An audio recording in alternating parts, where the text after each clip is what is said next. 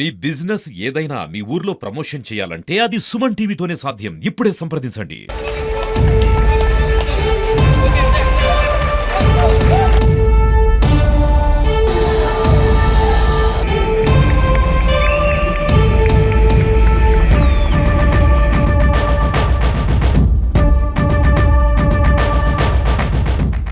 నేను మీ సీమ. మనమైతే ఇప్పుడు విజయనగరం జిల్లా భోగాపురంలోని అంతర్జాతీయ విమానాశ్రయం దగ్గర ఉన్నాము. ఇక్కడైతే కొవ్వాడ సర్పంచ్ ఉన్నారు, ఆయనతో మాట్లాడదాము రఘు గారితో.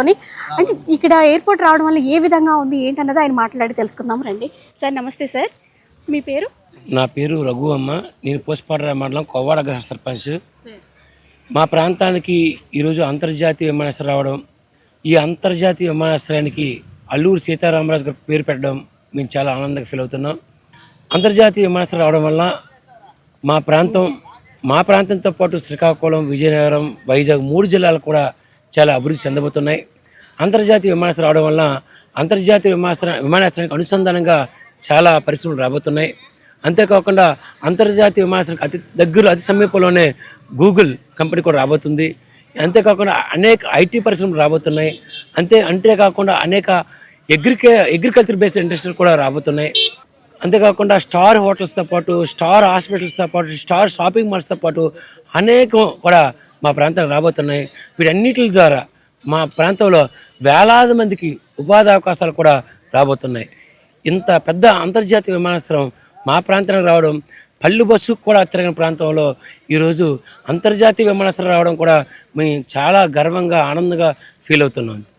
ఈ అంతర్జాతీయ విమానాశ్రయం రావడం వలన ఈ అంతర్జాతీయ విమానాశ్రయం తీసుకొచ్చిన గౌరవ ముఖ్యమంత్రి గారు కానీ, డిప్యూటీ సీఎం పవన్ కళ్యాణ్ గారు కానీ, కేంద్ర మంత్రి గారు, ఎంపీ గారు, ఎమ్మెల్యే గారు అందరూ కూడా దగ్గర నుంచి క్లోజ్ మానిటరింగ్ చేసి అత్యంత తక్కువ సమయంలోనే మా ప్రజలకు అందుబాటులోకి తీసుకురావడం మేము చాలా ఆనందంగా, సంతోషంగా ఫీల్ అవుతున్నాం. మా ప్రాంత ప్రజలందరి తరపున కూటమి మా నాయకులందరికీ, ముఖ్యమంత్రి గారికి, డిప్యూటీ సీఎం గారికి, భారత ప్రధానమంత్రి మోడీ గారికి కూడా హృదయపూర్వకమైన ధన్యవాదాలు తెలియజేస్తున్నాం. మీ సంతోషం మీ మాటల్లో చెప్పండి.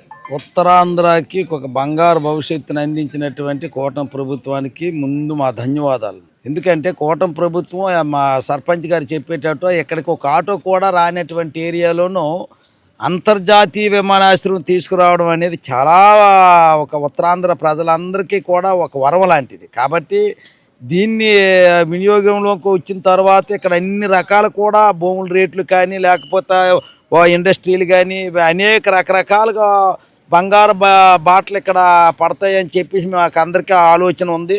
కాకపోతే ఇంకొకటి దీన్ని ఏంటంటే యువతకి ఈ ఏరియాలో ఉన్నటువంటి యువత అందరూ కూడా చాలా నిరుద్యోగ సమస్య ఈ ఏరియాలో ఉంది. కాబట్టి ఆ యువతని కూటమి ప్రభుత్వం గట్టి పట్టుదలతోని ఇందులోని యువతకి ఉద్యోగ అవకాశాలు కూడా కల్పిస్తారని మరి ఉత్తరాంధ్ర ప్రజల తరపు నుంచి మా అందరి యొక్క ఆకాంక్ష. కాబట్టి ఇక్కడికి ఈ రన్వేని తీసుకురావడం అనేది మాకు అందరికీ ఎంతో సంతోషదాయకమైనటువంటి విషయం.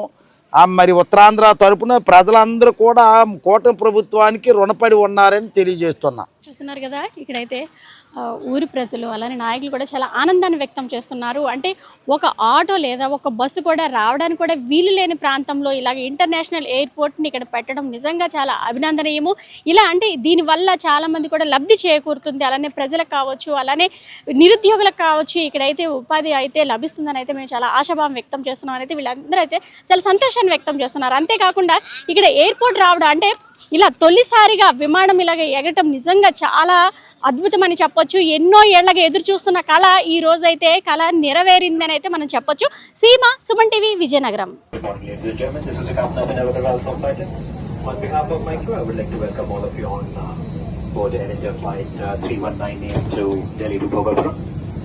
En route distance to Bhogapuram is roughly about 1600 kilometers from here, which will be covered in 1 hour and 50 minutes once we get airborne. Important role in strengthening the aviation ecosystem and advancing the industry towards new horizons.